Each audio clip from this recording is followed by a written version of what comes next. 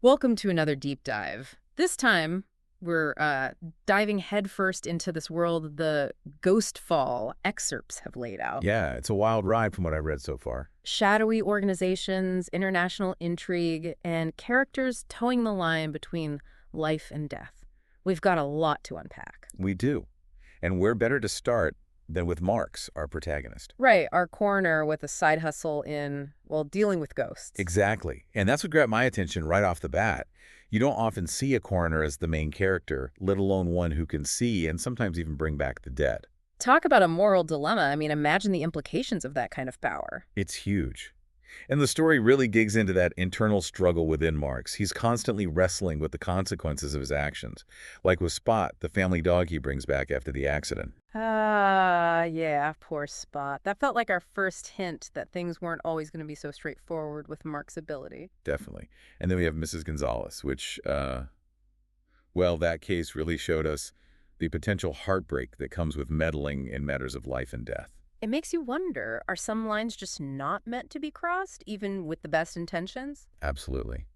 But just as we're wrapping our heads around Marks and his unique abilities, we're thrown another curveball. Daisy, Right. Found dead, or so we think, under mysterious circumstances. down naked and frozen solid, no less. The mystery surrounding her is what hooked me. Me too.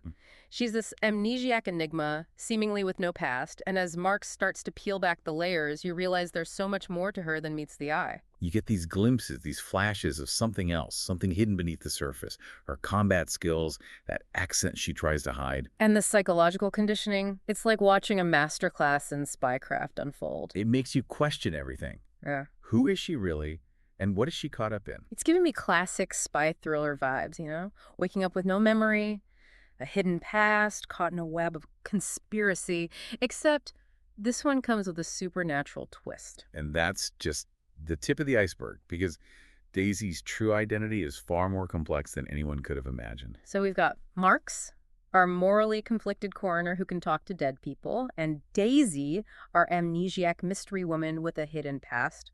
What's next? Well, this is where things really kick into high gear. Remember how Daisy couldn't remember who she was? Right, total blank slate. Well, it turns out her real name is Emily Matthews. And she's not just some random woman who ended up frozen solid. Let me guess, she's a spy. Even better.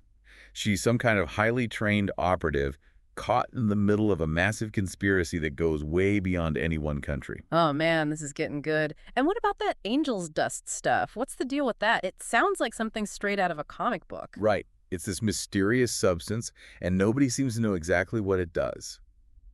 But everyone's after it. So it's powerful, dangerous, and nobody knows exactly what it does.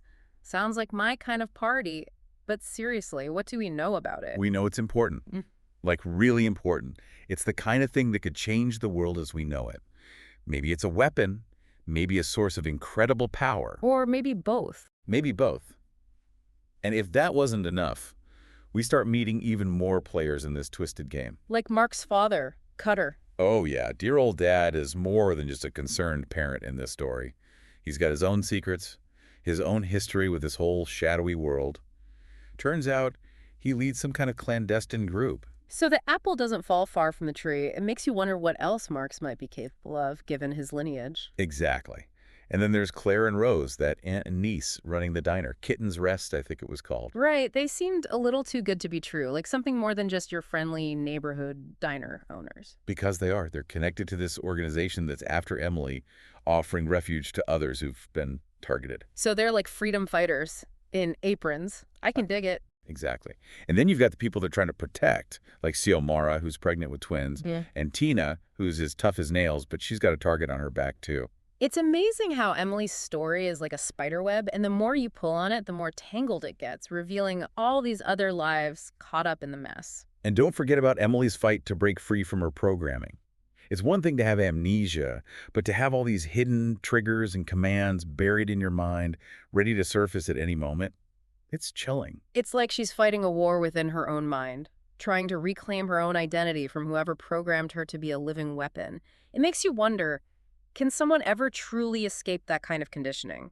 So we've got this tangled web of spies, secret organizations, and people with extraordinary abilities, all swirling around this mysterious angel's dust. Where does it go from here? Buckle up, because it gets even wilder. One of the things that really struck me in this last part was how much the lines between good and evil start to blur. Oh, totally. You've got these shifting alliances, double crosses left and right. It's like trying to solve a puzzle where the pieces keep changing shape. Exactly. And just when you think you might have it figured out, along comes Agent Smith. Right. Talk about an enigma wrapped in a riddle, shrouded in mystery. Who is this guy? He pops up claiming to know Emily, but something about him just screams untrustworthy. You said it. He's like a shadow, always lurking in the background, but his true motives, nobody knows. It's like he's playing his own game and we're all just pawns on his board. And just when you think Agent Smith is the biggest mystery we've got, the author throws another curveball. The Tormentor. Oh man, the Tormentor. Now, there's a name that sends chills down your spine. This is the puppet master, the mastermind behind Emily's programming, pulling the strings from the shadows. And he is absolutely terrifying, not just because of what he can do, but because of the utter control he has over other human beings. Reading about the methods he used on Emily, the psychological torture, it's chilling.